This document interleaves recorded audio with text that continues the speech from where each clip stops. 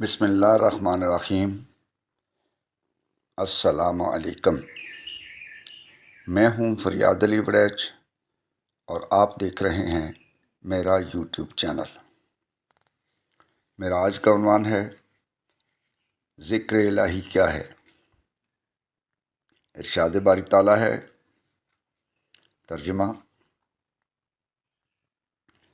اے ایمان والو، تم مجھے یاد رکھو، میں تمہیں یاد رکھوں گا، اور میرا شکر ادا کرو، میری ناشکری نہ کرو۔ تشریح: حضرات، میں نے آپ کے سامنے سورۃ البقرہ کی آیت بیان کی ہے۔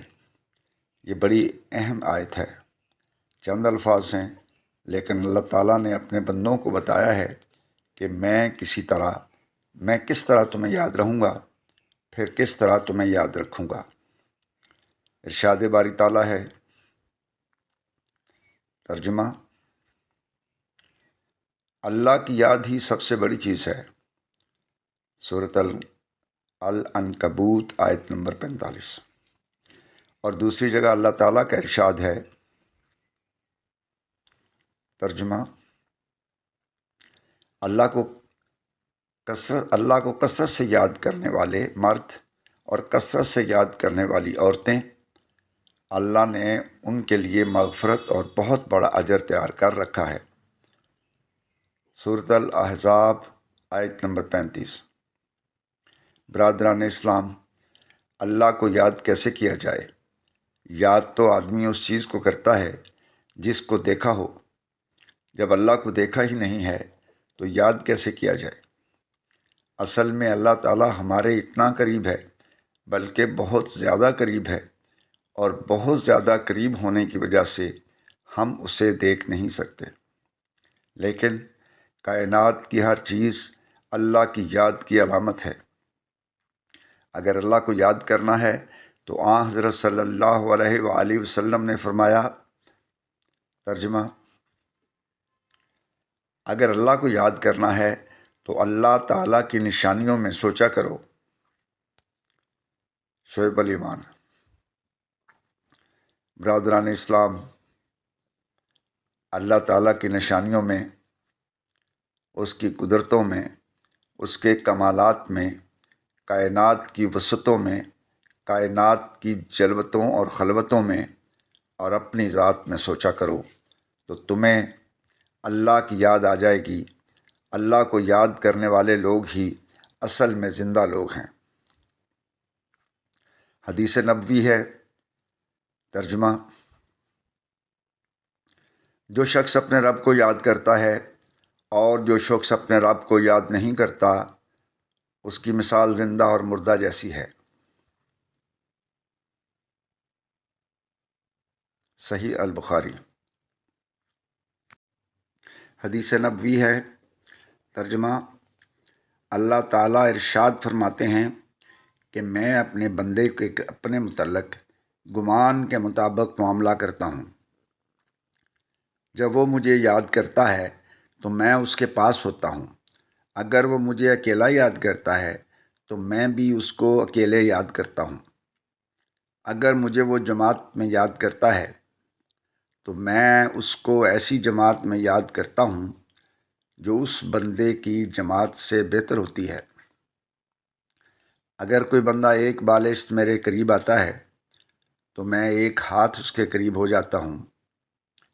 اگر وہ ایک ہاتھ میرے قریب آتا ہے تو میں دونوں ہاتھوں کے پھیلاؤ کے برابر اس کے قریب ہو جاتا ہوں، اور اگر وہ میرے پاس چل کر آتا ہے تو میں اس کے پاس دوڑ کر آتا ہوں۔ البخاری و المسلم۔ مدرجہ والا حدیث سے ثابت ہوا ہے کہ اللہ کی یاد ہی اصل چیز ہے جو انسان کو اپنے رب کی بندگی اور فرما برداری پر ثابت قدم رکھتی ہے۔ اللہ تعالیٰ کی یاد ہی اصل میں شکر ہے، اور رب کو بھول جانا ہی اصل میں ناشکری ہے۔ اس لیے اللہ تعالیٰ نے فرمایا کہ اے بندے، مجھے یاد رکھو، میں تمہیں یاد رکھوں گا، اور دنیا سے لے کر آخرت تک تم میری حفاظت اور نگرانی میں رہو گے تو مجھے یاد کر کے زندگی کے ایک ایک قدم پر میری بندگی بجا لاؤ گے تو قدم قدم پر میری رحمت دوڑ کر تمہیں اپنے سائے میں لے گی جب تم مجھے یاد رکھتے ہو، میری بندگی پر نفس اور شیطان سے کوئی سمجھوتا نہیں کرتے، دنیا کی مشکلات اور آزمائش اور امتحان میں جب تم پہاڑ کی طرح ثابت قدم رہ کر مجھے یاد کرتے ہو تو تمہاری اس ثابت قدمی اور میری یاد کی سرشاری کو میں آسمان میں فرشتوں کو بلا کر تمہارے اوپر فخر کرتا ہوں کہ دیکھو میرے بندے کس طرح مجھے یاد کرتے ہیں۔ آؤ فرشتوں، میرے ساتھ مل کر بندوں کو یاد کرو۔ حضرات، یہ ہے قرآن کی دعوت جو لے کر میں آپ کے پاس آیا ہوں کہ بھائی آئیں، اپنے رب کی یاد کی دولت کمائیں، ہر وقت ہر لمحے اٹھتے بیٹھتے چلتے اور پھرتے، سوتے اور جاگتے، زندگی کے روشن اجالوں میں اور رات کے تاریک لمحوں میں ایک ہی ہستی کو یاد رکھیں، اپنے رب سے دل لگائیں، ہر چیز سے کٹ کر اس کے ہو جائیں، آئیں اپنے رب کی ہر نعمت کا شکر ادا کریں۔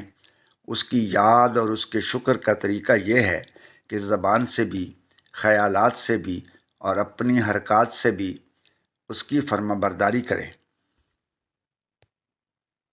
برادران اسلام، آج کی آیت کا سبق یاد رکھیں کہ بندو مجھے یاد کرو، میں تمہیں یاد رکھوں گا، میرا شکر ادا کرتے رہو، میری ناشکری نہ کرو۔ پروفیسر حافظ سعید احمد دھامرا صاحب کی کتاب نور ہدایت سے ایک تحریر۔